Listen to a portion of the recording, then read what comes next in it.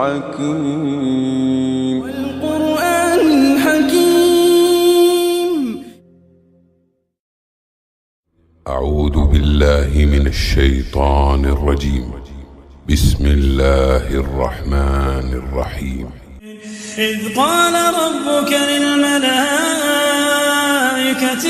إني خالق بشرا من طين فإذا سويته ونفخت فيه من روحي فقعوا له ساجدين فسجد الملائكة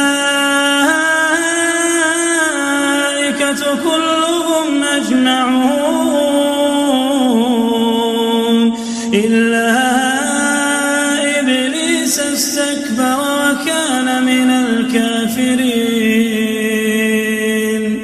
قال يا إبليس ما منعك أن تسجد لما خلقت بيدي أستكبرت أم كنت من العالين؟ قال أنا خير منه خلقتني من نار وخلقته من طين قال فاخرج منها فإنك رجيم وإن عليك لعنتي إلى يوم الدين. قال رب فانظرني إلى يوم يبعثون قال فإنك من المنظرين إلى يوم الوقت المعلوم. قال فبعزتك لأغوينهم أجمعين إلا عبادك منهم المخلصين. قال فالحق والحق أقول